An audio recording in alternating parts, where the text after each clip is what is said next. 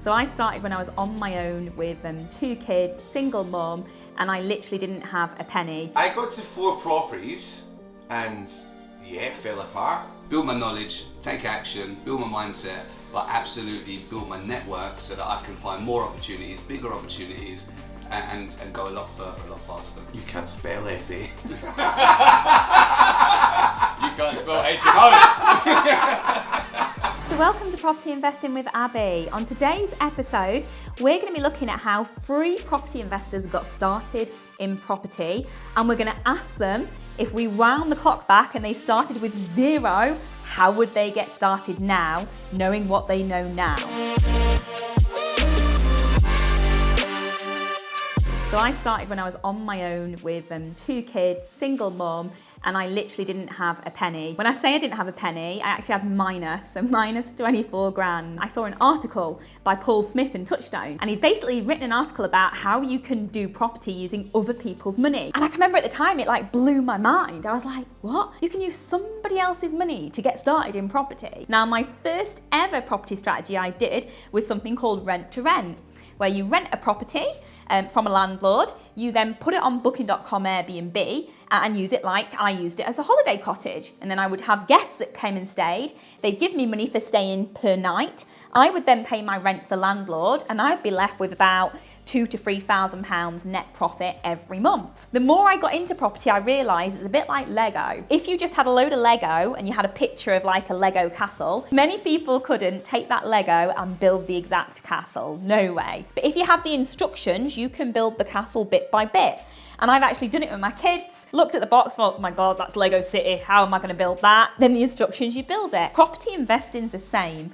Once you know, you've got the knowledge and education, once you have the instructions, you can build your portfolio. So I started about 5 years ago now, and it's the best thing I ever did. My name's Gordie Dutfield, and I've been investing in property and been working on Touchstone for the last 7 years. And I was working in I say 9 to 5 job. It wasn't 9 to 5, it was 9 till 9 o'clock at night.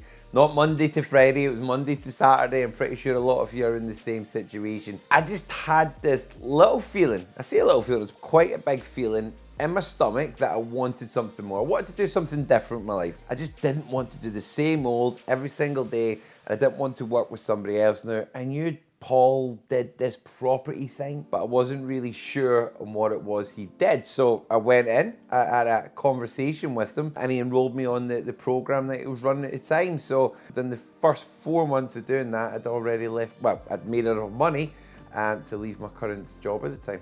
My name's Steve Doran. I've been a property investor for the last 16 years. I know I don't look old enough, so thank you very much. When I first got started in property at the time, I was a firefighter, and I did it in a very old-fashioned way, which was work all of the hours under the sun. So I worked my main job, I worked another job on my days off, and I used to work day and night to try and get this deposit together to buy my first property. And once I did that, then I did the same process again, and within the next couple of years bought my second, and then again and got my third, and I built myself a little buy-to-let portfolio. Didn't make me particularly wealthy. In fact, I was still working very hard to try and get that cash together, because at that time I didn't really know how to generate wealth through property, but I just knew that there was a way, and I wanted to be involved. Since then, I've actually gone away and got an education in property, learned that stuff that I didn't know about how to structure, about different strategies, about how to leverage, and using that education, I've diversified my strategy over the years.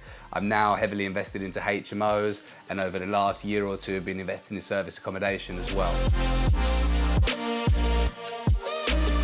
So we've heard how everyone got started in property. Now we're going to hear about if we rewound the clock, but took all their knowledge, education, mindset from right now, put it back when they started property, what would they do? So I started with rent to rent. Now the reason I started with rent to rent is because I didn't have as much money. And my big goal was to generate cash flow. The one thing that I would definitely do differently is get it managed for me. So rent to rent service accommodation, and 100% get it managed for me. But I would go, I think I nailed the strategy. Rent to rent, service accommodation, generate the cash flow, use that cash flow to release yourself from the day job, and then make enough money that you can put that cash flow into assets. Because what happened when you managed your own rent to rent? I got to 4 properties and it fell apart. I didn't charge guests. if I did charge guests, I'd get double bookings. In fact, I was in a stag do in Portugal, and I had a really, really small, angry woman phone me. It was her. Cause she was managing the apartments for me while I was away, and I had a double booking, and I had the family and a baby in a car outside, and she was going off her head. It was just horrible. So I had to pay for them to go and stay in the Hilton or something. It cost me a fortune. Cost you £900 to put them up, all because it was a double booking, yeah. So I'm glad you said you wouldn't manage it yourself. Yeah. I used to forget to organise cleaners, and it wasn't great. Would you like to go next? I'm scared to answer now. First and foremost, I'd probably go and get more education and knowledge. The big mistake that I made was leaving it way too late. And with the education and knowledge that I've got now, I wouldn't have gone down the buy-to-let route, I wouldn't have gone down the deposit and mortgage route. I think that's a very, very slow way to move forward. So the first thing I'd actually be looking to do, probably regardless of how much cash I've got available, would be reaching out to joint venture investors and finding other people who have got cash, so I can use a bigger pot to go and do bigger projects to get more cash back. Build my knowledge, take action, build my mindset, but absolutely build my network so that I can find more opportunities, bigger opportunities, and go a lot further, a lot faster. Amazing. Anything you want to say? No, fine, thanks. Are you happy with that? Yeah, good answer, mate. Yeah. Are you happy with it? Yeah, I'd also go and do whatever Gordie was doing, but one more. So if Gordie did 20 service accommodations, I'd probably do 21. Just so that, you know, to keep that step ahead. You can't spell SA. You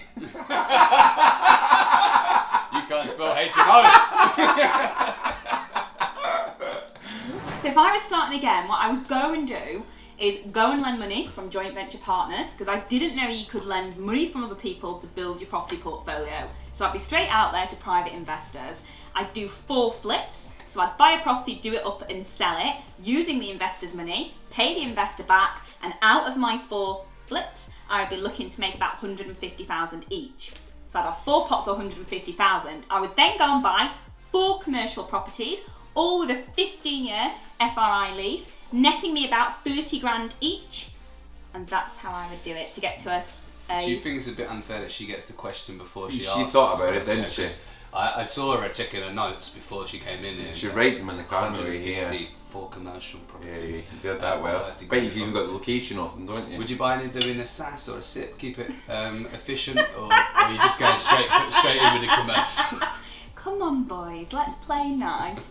We know women smash it in property. They do. It's a level playing field. Do you know what it is? It's because women are quite good at following instructions. Yeah. Isn't it? Yeah. And organisation, management, planning. Yeah. So. Yeah.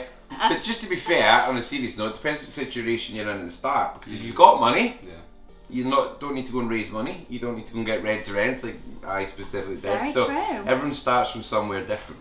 But we all have the same thing. We have the same 24 hours in a day. Yeah. We have the same capacity to go get knowledge, get educated, and to get joint follow. venture investors as well. And that's like what I was saying. Regardless of what you've got in that pot, I think the danger is focusing too much on what you've got to start with. 100%.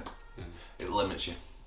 I've got this free for you guys. So this is my mentor. This is the guy, Paul Smith, that I learn everything that I know about property, that's enabled me to build my portfolio and not worried about the cost of living crisis because I've got enough money coming in. It's this guy that changed my life. Click the link below. Download his book and read it. Honestly, it's the best place to get started. And that's from me to you. Thank you for watching today's episode, guys. I think the really biggest learning is you don't know what you don't know. Everyone's property journey is different depending on what you start with. If you start with money, if you don't start with money. I think the big point is that you can do property without having a lot of money. What you can't do property with is without the knowledge and the education. Thank you for watching Property Investment with Abby. If you haven't already, subscribe to the channel, like the video, and I'll see you on next week's.